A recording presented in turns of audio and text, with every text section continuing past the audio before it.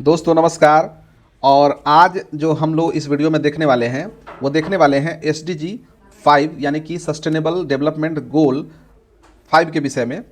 और ये संबंधित है लैंगिक समानता से। ठीक है, लैंगिक समानता से संबंधित है। तो सशक्त भविष्य, महिला नेतृत्व में भारत और बिहार का उदय और इसके ऐतिहासिक बदलाव को हम लोग देखने वाले हैं। तो आइए हम लोग प्रारंभ करते हैं। देखिए, दृष्टिकोण में बदलाव हुआ महिला विकास से महिलाओं के नेतृत्व वाले विकास तक।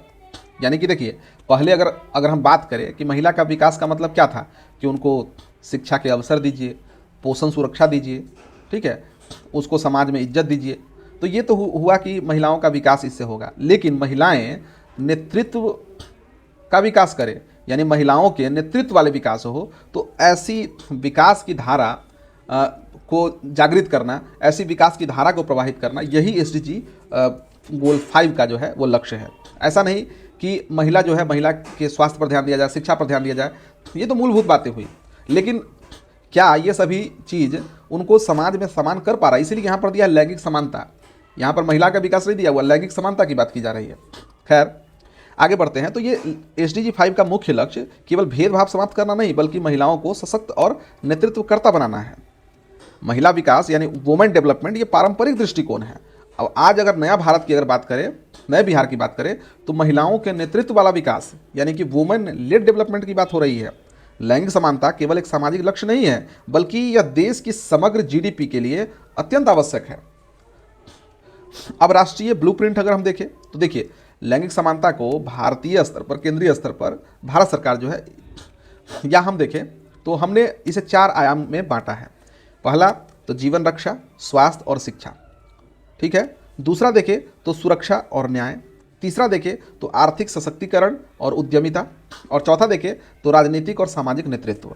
एक ये राष्ट्रीय ब्लूप्रिंट है जिसके तहत जैसा कि हमने बात किया कि जो महिला से विकास है, वहाँ से उठ करके हम लोग कहाँ जाने वाले हैं? महिला नेतृत्व वाले विकास में, ठीक है। तो इसमें क्या है कि आधारभूत सशक्तिकरण की अगर बात करें तो इसमें सबसे पहला है जो भारत सरकार की योजना है वो बेटी बचाओ बेटी पढ़ाओ, ठीक है। तो इसमें क्या है कि घटते बाल लिंगानुपात को रोकने और लड़कियों के जन्म का जश्न मनाने का राष्ट्रव्यापी जन आंदोलन है ये बेटी बचाओ बेटी पढ़ाओ आंदोलन। दूसरा देखें तो सुकन्या समृद्धि योजना, ठीक है। सुकन्या समृद्धि योजना के बारे में आपने सुना ही होगा कि उच्च शिक्षा और भविष्य के लिए आकर्षक ब्याज वाली छोटी बचत योजना है। इसमें कि 8% के आसपास जो है आपको अगर आप इन्वेस्ट करते हैं तो ये बच्चों की, लड़कियों की, खास करके महिलाओं, बच्चों की पढ़ाई के लिए और उनके भविष्य की बात अगर करें तो उसमें आपको सहयोग मिलेगा। हालांकि मेरा मानना है कि थोड़ा अगर और थोड़ा सा अधिक ब्याज दर अगर ये मिलता, अगर इंटरेस्ट रेट अगर थोड़ा सा ज़्यादा होता तो अच्छा होता, ठीक है। फिर उसके बाद देखिए तो प्रधानमंत्री मातृ वंदना योजना। इसमें क्या है कि गर्भवती और स्तनपान कराने वाली माताओं के स्वास्थ्य व पोषण के लिए सीधे नगद सहायता दी जाती है, ठीक है। मातृ वंदना योजना हमने पहले भी देखा था। ये आपका जो है जो SDG गोल 3 था, ठीक है, उसमें हम लोगों ने देखा था। अब क्या है दूसरा में देखिए आर्थिक स्वतंत्रता, ठीक है, स्वरोजगार से लेकर के कौशल प्रशिक्षण तक, ठीक है। हम देखें कि 68% मुद्रा योजना के तहत दिए गए ऋणों में जो है वो लाभार्थी महिलाएं हैं। ऋणों का लाभ जो है वो किसने लिया है? महिलाओं ने लिया है। तो एक बड़ी क्रांति यहाँ दिखाई दे रही है। अब मुद्रा योजना के बारे में जानते ही हैं कि छोटा मोटा लोन दिया जाता है, ठीक है, ये चीज़ है। उसके बाद है कि दीनदयाल अंत्योदय योजना में देखें तो ग्रामीण महिलाओं का सेल्फ हेल्प ग्रुप्स में संगठन और बैंक ऋण तक पहुँच जो है ये सुनिश्चित कराता है दीनदयाल अंत्योदय योजना। इसके बाद है लखपति दीदी योजना। ये 3 करोड़ ग्रामीण महिलाओं को कौशल प्रशिक्षण यानी कि ड्रोन संचालन हो गया, LED निर्माण हो गया, ये दे करके, समझे, ये वार्षिक आमदनी को 1 लाख से अधिक करना है।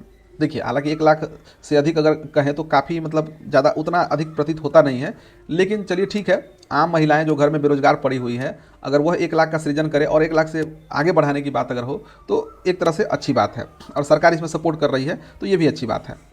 इसका है प्रधानमंत्री उज्ज्वला योजना, ठीक है। तो उज्ज्वला योजना में क्या है? मुफ्त LPG कनेक्शन, जिससे महिलाओं के स्वास्थ्य और समय की बचत हुई है। और जब महिलाओं के स्वास्थ्य और समय की बचत अगर होगी तो निश्चित तौर पर वह कहीं अन्य चीज़ों में जिसमें कि उनकी आर्थिक सशक्तिकरण हो, इस पर ध्यान देगी। तो ये है। उसके बाद है सुरक्षित माहौल पैदा किया जाए। अगर हम बच्चियों को, महिलाओं को अगर हम आर्थिक रूप से सशक्त कर रहे हैं, उनको हम समाज में जब समान कर रहे हैं, तो इसके लिए सुरक्षित माहौल भी ज़रूरी होता है। तो इसमें न्याय और सुरक्षा का बुनियादी ढांचा तैयार किया जा रहा है। इसमें 3 योजना है जो हमने यहाँ पर रखा है। एक है वन स्टॉप सेंटर, सखी और हेल्पलाइन 181। इससे क्या है कि हिंसा से प्रभावित महिलाओं को एक ही छत के नीचे जो है वो चिकित्सा, कानूनी सलाह और पुलिस सहायता प्राप्त हो जाती है। एक तो ये है। दूसरा है कि निर्भया फंड, सुरक्षित शहर परियोजनाएं, सार्वजनिक परिवहन में पैनिक बटन और साइबर अपराध रोकने हेतु समर्पित कोष है ये निर्भया फंड। और इसके बाद पोस, ये है कामकाजी महिलाओं के लिए कार्यस्थल पर यौन उत्पीड़न की रोकथाम और सुरक्षित माहौल। ये देखिएगा विशाखा दत्तवाद जो था, विशाखा दत्त मामला 1994 का, ठीक है, तो उसके आधार पर जो है ये अधिनियम लाया गया था, पॉस एक्ट, ठीक है। तो ये था कि कामकाजी जो महिलाएं होंगी कार्यस्थल पर यौन उत्पीड़न को रोकथाम के लिए सुरक्षित माहौल बनाना। और है सर्वोच्च नेतृत्व, ठीक है, नेतृत्व नीति निर्माण और रक्षा में। तो इसमें आपको पता होगा कि नारी शक्ति वंदन अधिनियम 2023, 106वां संविधान संशोधन, इसमें कि 33% लोकसभा और विधानसभाओं में सीटें आरक्षित महिलाओं के लिए की गई है, ठीक है, जो अभी अगर देखें तो काफ़ी कम है, इसको आगे बढ़ाने की ज़रूरत है। फिर है सैन्य बलों में स्थायी कमीशन, भारतीय सशस्त्र बलों में महिलाओं को स्थायी कमीशन यानी कि परमानेंट कमीशन किया जा रहा है, और लड़ाकू भूमिकाएं जो है वो दी जा रही महिलाओं को। तो इस प्रकार से अब महिलाएं जो है वो केवल घर की दहलीज को ही पार नहीं किया है, बल्कि कुशल नेतृत्व में भी आगे बढ़ रही है, ठीक है। अब बिहार जो है उसको देखें तो बिहार तो पूरे देश के लिए एक रोल मॉडल है, ठीक है। बिहार सरकार ने पारंपरिक दृष्टिकोण को बदलते हुए नीति निर्माण में के केंद्र में महिलाओं को रखा है, और इसके क्रांतिकारी कदम देश भर के लिए एक सशक्त उदाहरण है, ठीक है। तो इसमें देखें तो हम लोग प्रशासनिक आरक्षण हमने दिया, सामाजिक सुधार में महिलाओं की जो है सामाजिक सुधार में महिलाओं को ध्यान में रखा। फिर जीविका दीदी के बारे में हम लोग पढ़ेंगे, और जीवन चक्र नीतियाँ ये सभी क्या कर रही है कि बिहार की महिलाओं को देखें तो सशक्त कर रही है, और यह SDG गोल 5 को सुदृढ़ कर रही है। तो आइए हम लोग बारी बारी से देखते हैं इसे। तो देखिए प्रशासनिक और राजनीतिक सशक्तिकरण, इसमें देखिए प्रतिनिधित्व में क्रांति है। तो देखिए पंचायती राज और शहरी स्थानीय निकायों में आरक्षण 2006 में लागू करने वाला ये पहला राज्य है, ठीक है। और लाखों महिला नेताओं का उदय इसमें हुआ। ये 50% आरक्षण जब दिया गया आपको PRIs में, ठीक है, PRIs में भी और ULBs में भी, यानी कि पंचायती राज में और शहरी स्थानीय निकायों में 50% आरक्षण ये शुरुआत से ही लागू है। तो सोचिए कि एक तरफ जहाँ भारत में कहीं ऐसा कोई सोच भी नहीं सकता है, वहाँ बिहार जो है महिलाओं के लिए 50% सीट जो है आरक्षित। हम लोग केवल आधी आबादी बोलते हैं, यहाँ आधा जो है नेतृत्व जो है प्रदान कर दिया गया सीधे तौर पर। तो एक बड़ा ये इनिशिएटिव था। इसके बाद देखिए तो 35% सभी सरकारी नौकरियों में, सीधी भर्ती और सेवाओं में महिलाओं के लिए क्षैतिज आरक्षण जो है 2016 से जो है दिया जा रहा है 35% आरक्षण। और सर्वाधिक पुलिस बल, देखिए यही कारण है कि सर्वाधिक पुलिस बल में 35% आरक्षण के साथ बिहार पुलिस में महिला कर्मियों का अनुपात राष्ट्रीय औसत से कहीं अधिक है। तो ये है। फिर देखिए दूसरा आर्थिक क्रांति में देखिए जीविका और महिला उद्यम को, देखिए एक महिला उद्यमी योजना है, आपने पढ़ा भी होगा पिछले SDG गोल में हम लोग जो पढ़ रहे थे उसमें हम लोग देखें।